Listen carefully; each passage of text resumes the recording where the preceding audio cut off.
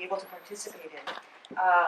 And I'd also like to say how honored I am to appear on the same panel with Professor Bruce Cummings. I never dreamed that this would ever happen, so it really is a huge honor for me. And of course, to follow my my wonderful colleague, Shin-Soo An, who I adore and learn so much from every time.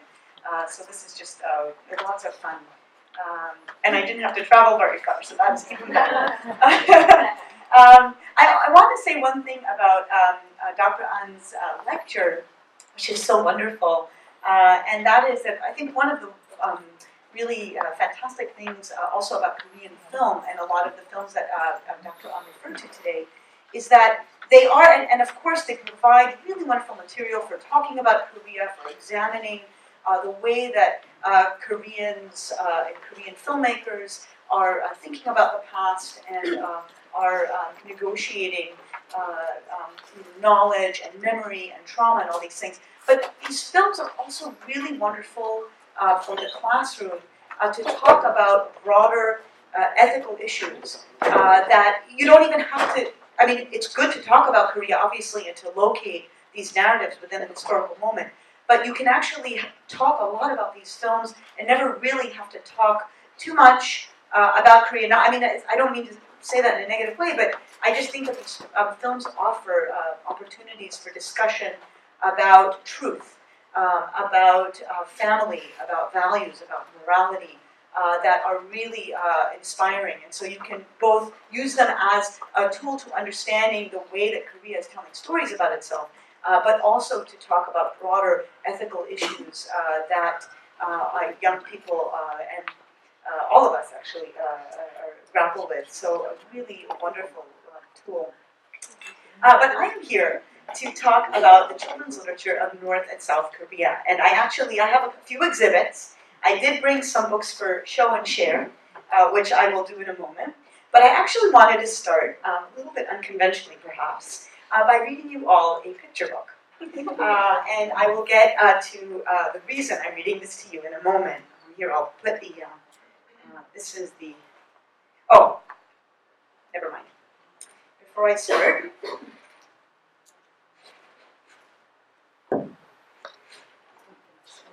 wow, I feel like this is a spoken word.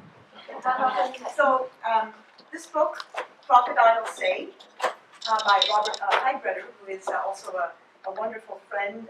He's an author and poet who lives up in Canada, and this artist, Ray Mate. And I'll just begin. Crocodiles rise before the sun. Sleeping in for them is no fun. They greet the morning one by one. Crocodiles say, "Good morning, sun."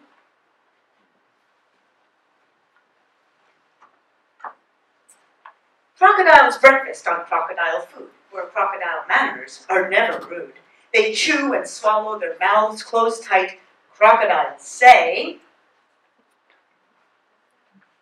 "Always be polite."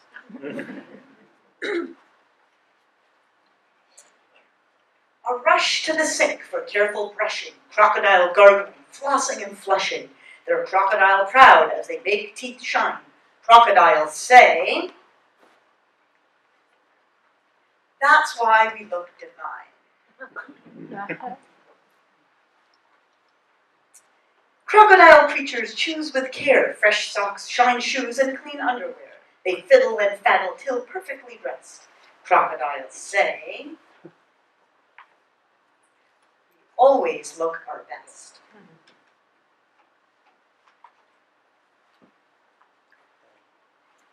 Lesson time for grunts and growls, yowls and howls and caterwauls. Crocodiles love crocodile schools. Crocodiles say,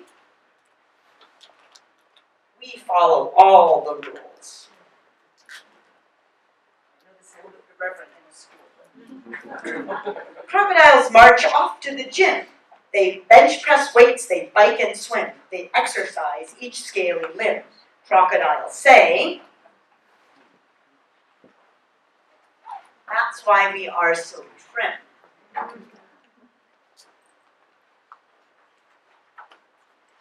Then back home, the crocodiles run to work away in the blazing sun. They splish, splash, splosh, and soak their heads. crocodiles say,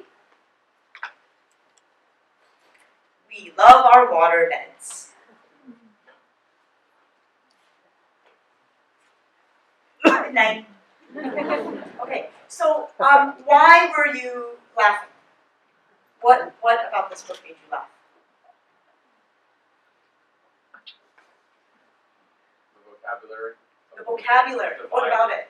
The divine is not a word I often see in children's literature. Excellent. So there's something about the register that it plays with these sort of high and low registers that we wouldn't really expect. So it made you laugh. Great. What else? Yeah.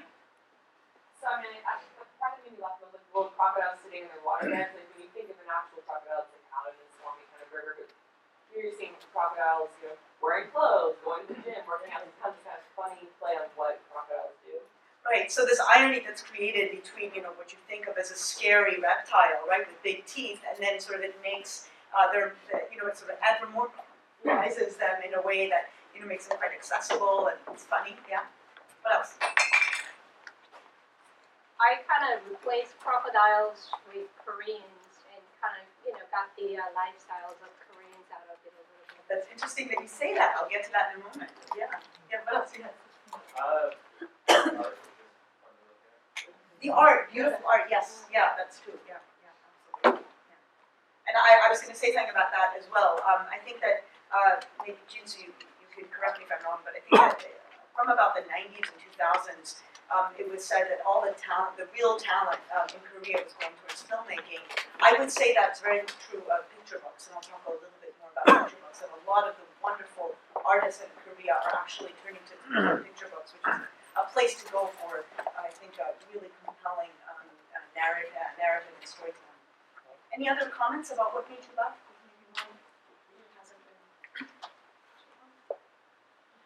Does the text match the pictures? It does? Thoughts? So we have here always, this, the first page talks about the way that they are supposed to behave and how diligent they are. Does this correspond to what they say they are? Right? What's that? Those are their sleeping in. Right, so here they're sleeping in, right, here they are, they say always be polite, and they're not really being polite, right? And so I think that one of the reasons that this book elicits so much laughter is this fun that's released when you say, we tell our children all the time how to behave and how to be, and then you have this moment where, we are doing exactly the opposite of what we want kids to do, right? And so I think it corresponds to a lot of sort of real life situations. Okay, so why did I bring this here today? This is obviously not a Korean book, but I brought this book in as a way of thinking about what it is that children's literature can teach us, and what we can learn from it in different contexts. And so, just to start by making a few broad statements. Who writes children's literature? Who writes children's books? Grown-ups, right? Who reads children's books? Children and grown-ups, right? The grown-ups who are reading to the children if they're pre-littered or even when they are, or the parents who are going to the bookstores to buy the books, who read through them. And so what can this literature teach us? And so,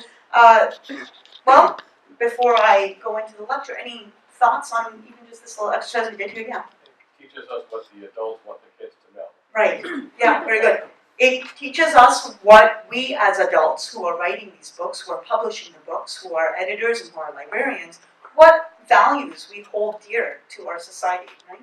What else?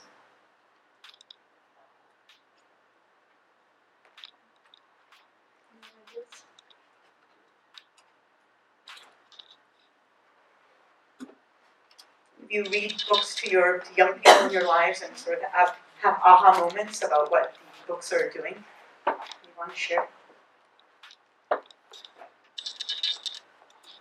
Yeah. Well, I think some of the stories that we read kind of affirm some of the cultural values. Mm-hmm. Mm-hmm. So cultural values, and it can be everything from, I'll get to that in a moment. But we're starting to get a sense of how we can mine these children's books, what we can get from them, how we can have insights into some of the things that are driving our culture. So I chose this book because I discovered, to my delight, that there is actually a Korean translation of this book, 꼬마 악어들아 뭐라고, right? It's translated with one really, really interesting difference. And I'm not going to read the whole thing to you, but I will just go through one page, and I will highlight something that's going on here.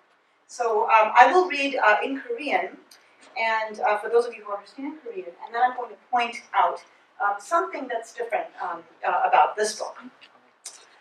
꼬마 악어들은 해가 뜨기도 전에 일어나요. 늦잠 자는 걸 좋아하지 않거든요. 이제 곧 새로운 아침을 맞이하게 될 거예요. 꼬마 악어들아, 뭐라고?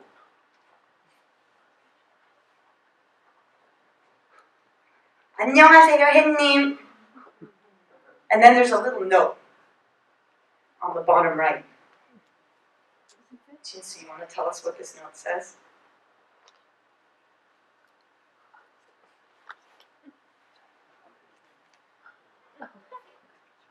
Sorry, I'm putting you on the spot.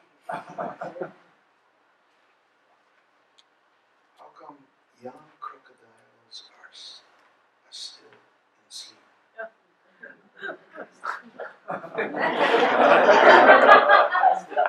Okay. There's a little picture, you can't see it, I'll show it to you in a moment. There's a little picture of a crocodile with a little sign that says tip. Okay, so what are we getting tipped about? So on every single page, there is a tip to the effect of, for example, are the crocodiles in fact exercising diligently, right? In order to cultivate a strong body, what do we need to do? How do we need to behave? So every single page is accompanied by a little tip on the bottom right that was not in the original. So what's going on here? Any thoughts? Educational guidance. Yeah, we take our education very seriously in Korea, right? Okay. What else? Yeah. Teaching the values of the kids. They don't look like you should be like. Right. So what's the difference between the English version and the Korean version?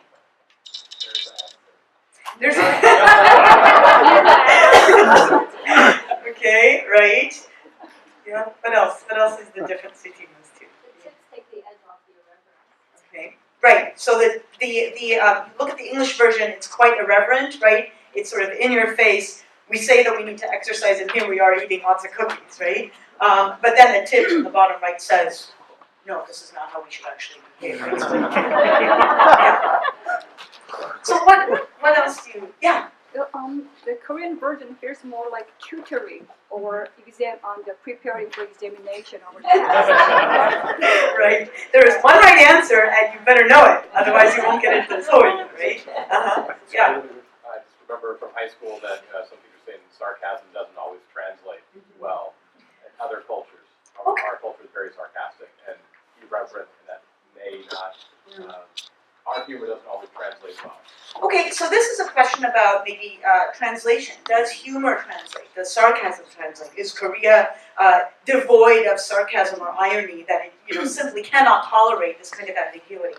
I think that it's an interesting argument, and I think that when you look at genres that translate well, like horror, like a certain amount of melodrama, but humor maybe not so much. But I do think that Korea is not devoid of sarcasm and not devoid of irony. I think that what we're seeing here is an anxiety on the part of educators to have possibly to present to the children a picture of a situation in which acting in this kind of irreverent way would be okay. So yes, did you have a comment? Oh no, sorry. And so I bring this example to show us how these kinds of from comparing these two versions, we can start to get at a kind of ideas about morals and values that are reflected really quite clearly in literature. And so what I'm going to do now is to walk you through a little bit historically, tell you a little bit about children's literature in Korea, and look at sort of where it started, what kind of iterations it has had, and where it stands today. So these are some of the points that we have already talked about as a group. Morals, what is good and bad, evil and kindness, values about what's important in society, also ideas about gender. We didn't really touch upon that in this particular example, but definitely gender. What does it mean to be a good boy? What does it mean to be a good girl? And also history, which I'll touch upon in a moment, and the idea of future aspirations. What kind of world do we want to live in? Where are we going as a people? So these are all things that I look for when I think about children's literature. What are these sort of embedded morals and values that can be seen in this material? So to look a little bit in a historical overview, the book that I'm writing right now, I'm in the process of finishing it, really takes us through a kind of historical march through time to understand where children's literature started in Korea and what are the different sort of shapes that it has taken. And I'm not going to torture you with all of these details, but just this, I think, image shows you a little bit. It captures this journey from the first emergence of materials for young readers in 1908 with Choi Nam-sun's very famous magazine 소년, all through the 20s with 어린이, in the late 20s with 신소년 and 별나라. These are proletariat leftist magazines, through the late colonial period, which is known as the period that was the most repressive in terms of Japanese cultural policies, with a magazine called 소년, and then the magazines that appeared after liberation when the Japanese left. And this magazine here takes us 5 years through liberation and through the American occupation up until the Korean War, as well as 어린이 나라. So these magazines, I think, put together, tell us a story that is sometimes quite parallel to what we know about Korea in terms of the morals and the values and ideas about gender and history. But it also provides, in certain moments, a very interesting counterpoint. And it gives us a bit of a different view on these historical issues. But we really get this this comprehensive arc from the first emergence of magazines until the present. So I'm going to give you a very short sampling of each, just so that you have a sense of what it is that was important in this period that gave rise to magazines for young readers. So I'll start at the beginning. The magazine 소년 from 1908 came at a time where the old generation was out. This is a time where intellectuals like Lee Kwang-soo and Choi Nam-sun were 18 years old, 20 years old, writing tomes and tomes. I always tell my Stanford undergrads, they're usually 18, 19 years old, that Choi Nam-sun wrote about 30 volumes at the age of 18. I think it was because they didn't have internet, so we actually had a lot of time to be productive. But this was at a time of incredible productivity on the part of these young intellectuals, and they were just completely invested in this idea that whatever the old generation had done brought about this stagnation in Korea. It was on the brink of annexation, and what we need is new heroes. What we need is new knowledge. We need to conquer our seas. We need to become the tiger that we are.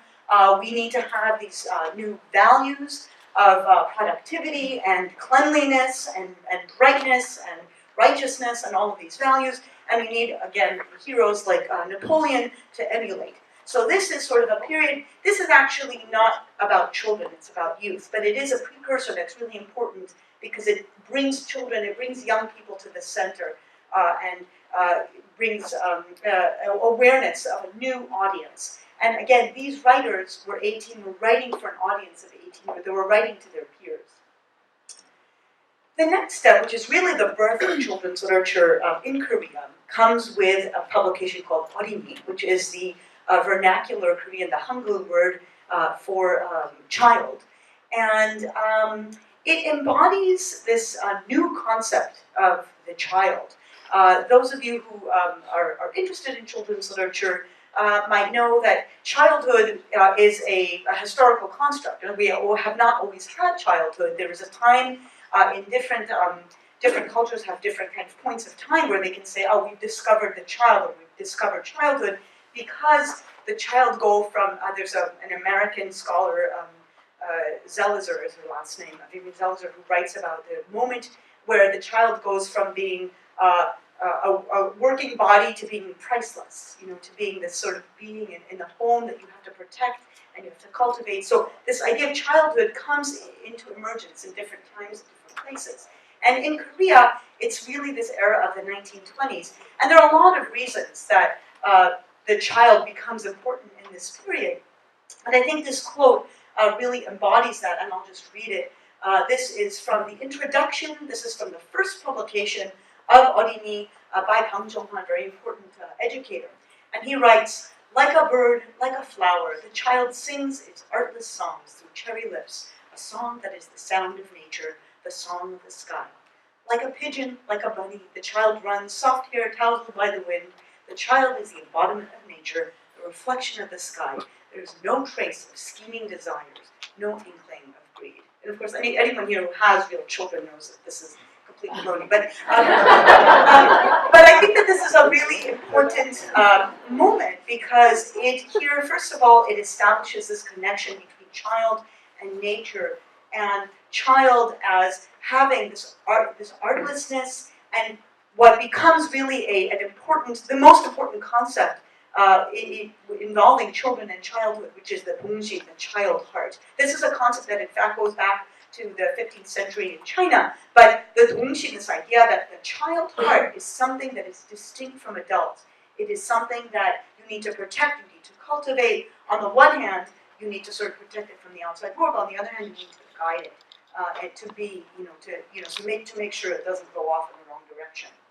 And so this is really the moment, and it's reflected also in the illustration. So if we saw it with Sunyeon, you had this magazine that had these very realistic kind of drawings. Here you start in Orini, you start to get illustrations that are a lot more sort of aesthetically more abstract, but they have these thick lines, and they show children in sort of poses of rest and play. And so it's starting to reflect the kind of different culture of childhood.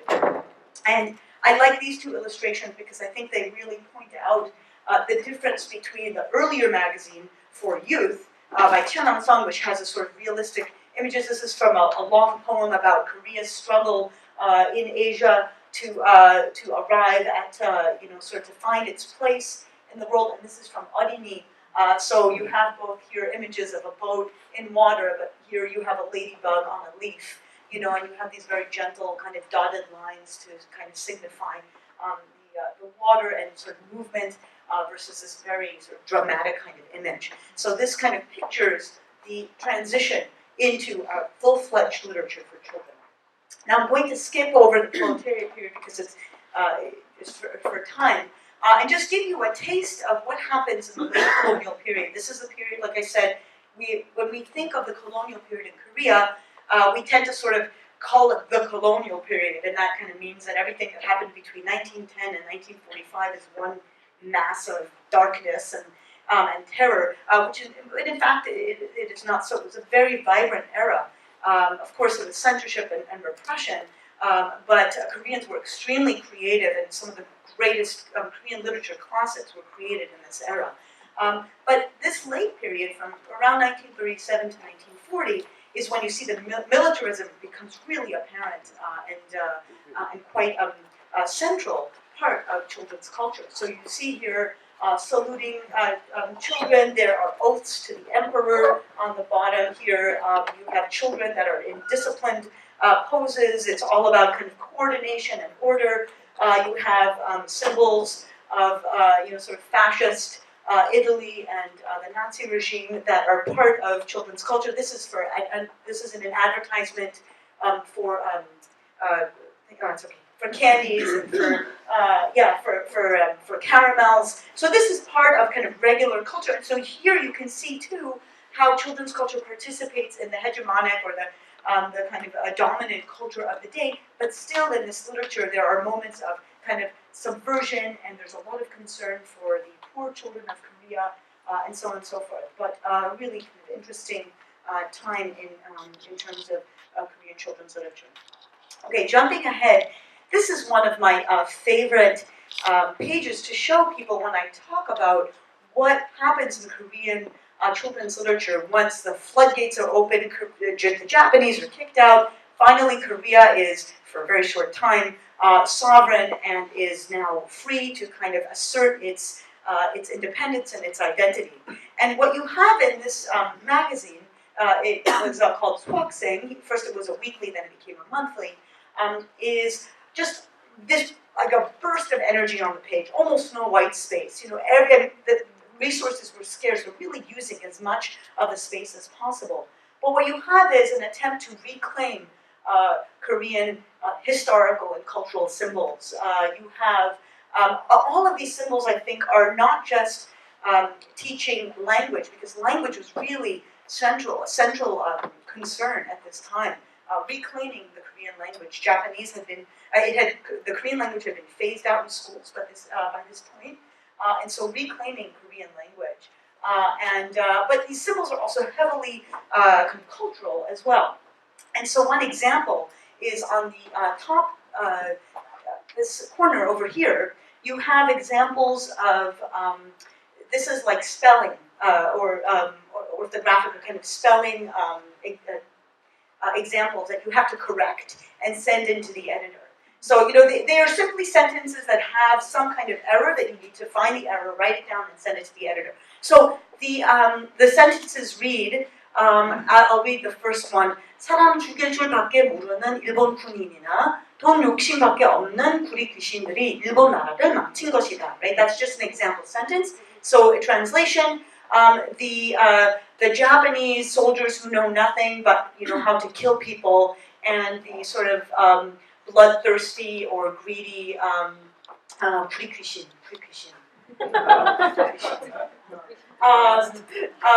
Maybe puppet. This is like a puppet army.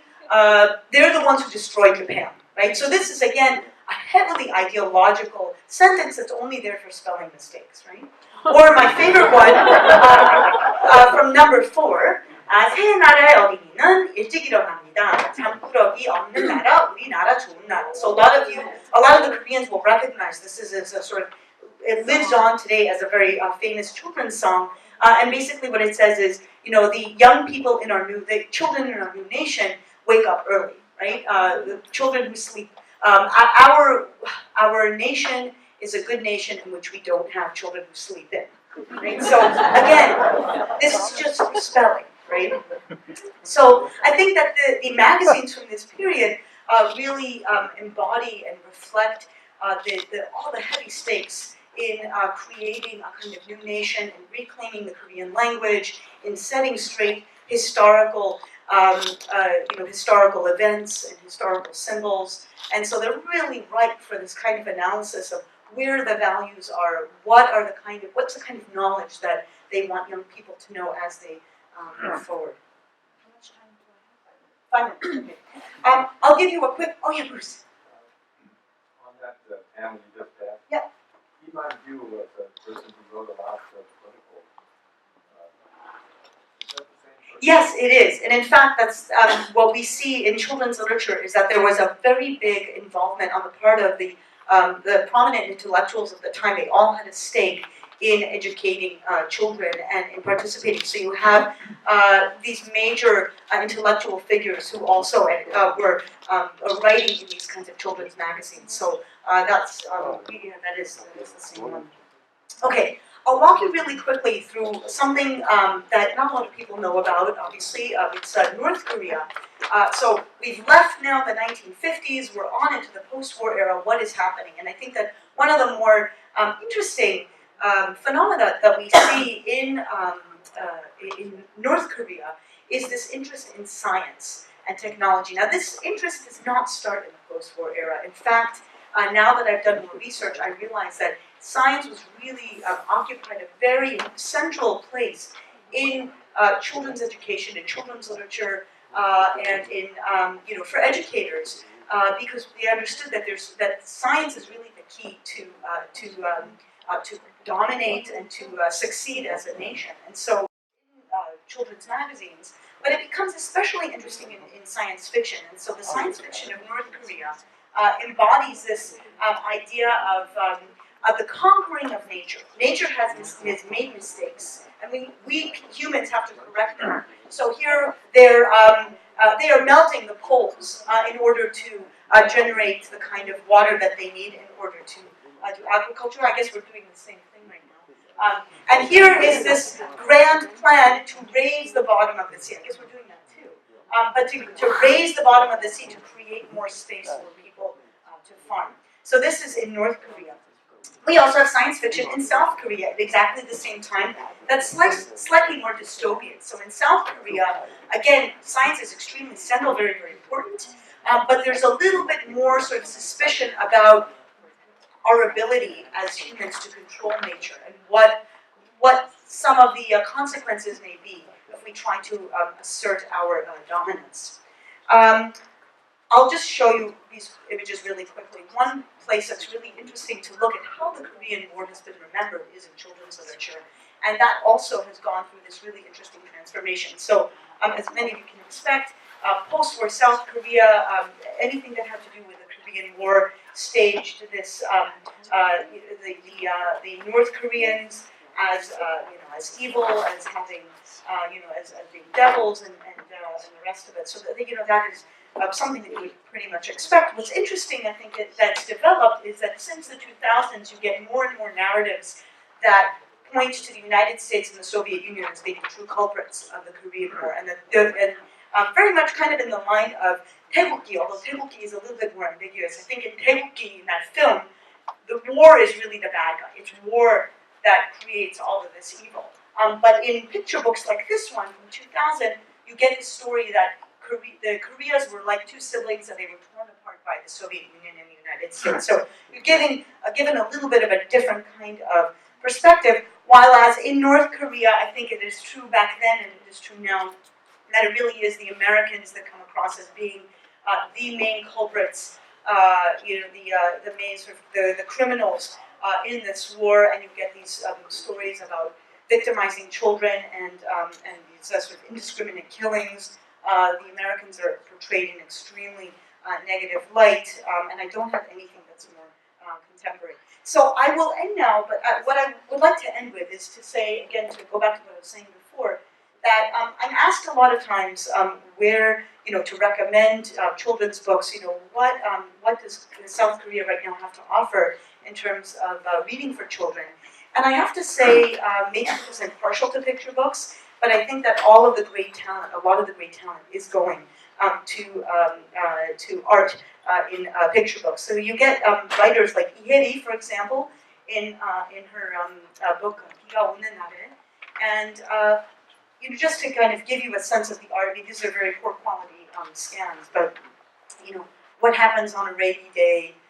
What happens to the cheetah on a rainy day, right? And she goes through different animals, and then what is father going to do on this rainy day? And there's a sort of tension that builds from page to page in these very minimalistic kind of black and white images, and then the last image is this one. And so I think that artists like Iheri and others are really, I think, accessing a kind of not such a neat narrative. I showed you in the beginning the crocodile book is a very kind of clear-cut, educational, want to make sure our kids know it's not okay to not exercise, right? But I think images that appear in not so much these kind of educational series, but the more this kind of picture book market that I think bring up a lot of tension about, or point to, for example, the absent father. This book in particular has the back on the cover shows the mother and the child waiting for dad to come home. Why is dad home so late? Probably at work, in Samsung until midnight. I think that a lot of these images help, are ways, in picture books, are ways of accessing the kind of anxieties and also morals and values that South Korea holds dear. So I will stop here. Thank you.